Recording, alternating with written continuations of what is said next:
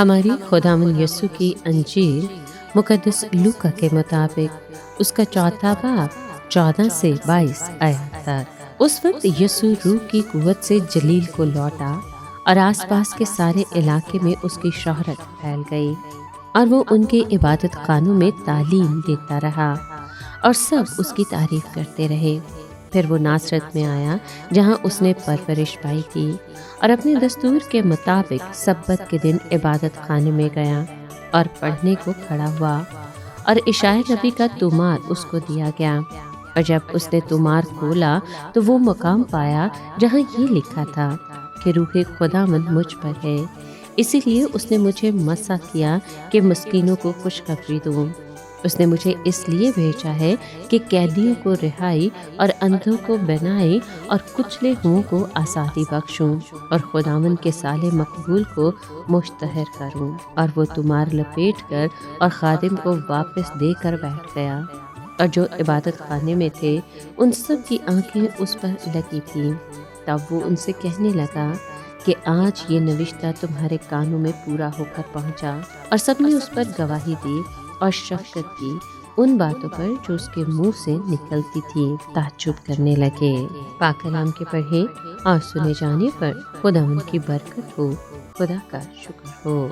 अजीज दोस्तों, आज का कलाम यीशु मसीह की खिदमत के आगाज़ और उसके मिशन का वाज़ेह ऐलान है। यीशु रूह की कुव्वत से भरकर जलील लौटा। खिदमत की असल ताकत इंसानी काबिलियत नहीं बल्कि रूह कुदुस की हजूरी है।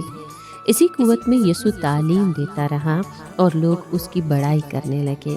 मगर असल इम्तिहान उस वक्त आया जब वो अपने शहर नासरत में पहुंचा, वो जगह जहां लोग उसे बचपन से जानते थे।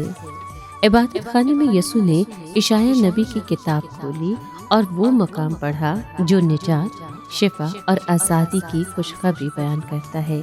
ये अल्फाज सिर्फ पेशन गोई नहीं थे बल्कि ये अल्फाज यीशु की खिदमत का नस्ब-ओ-लैन बयान करते हैं। जब यीशु ने कहा कि आज ये नविश्ता तुम्हारे सामने पूरा हुआ तो उसने वाज़ेह कर दिया कि वही मसीह है जिसका इंतज़ार किया जा रहा है। ये पैगाम खास तौर पर उन लोगों के लिए था जो माशरे में नज़रअंदाज किए गए थे, यानी गरीब, कैदी, अंधे और कुचले हुए। यीशु का मिशन सिर्फ रूहानी बातों तक महदूद नहीं बल्कि इंसान की पूरी जिंदगी, जिस्म, रूह और वक़ार की बहाली है। खुदावंद के साले मकबूल का ऐलान फजल, माफ़ी और नए आगाज़ की खबर है। लेकिन लोगों का रद्द अमल हमें चौंका देता है। वो उसके कलाम पर हैरान हुए मगर फौरन इंसानी सोच में फंस गए कि क्या ये यूसुफ बढ़ई का बेटा नहीं। ये सवाल जाहिर करता है कि वाकफियत अक्सर ईमान में रुकावट बन जाती है। हम खुदा के कलाम को उसके बर्तन की सादगी की वजह से रद्द कर देते हैं। यीशु आज भी यही ऐलान करता है कि निजात, शिफा और आज़ादी दस्तयाब है। सवाल ये नहीं कि हम उसके अल्फाज की तारीफ करते हैं या नहीं, बल्कि ये है कि क्या हम उसे मसीह मान कर कबूल करते हैं। कहीं ऐसा ना हो कि हम यीशु को सिर्फ यूसुफ का बेटा समझकर उस फजल से महरूम रह जाएं जो हमारे सामने पूरा हो रहा है।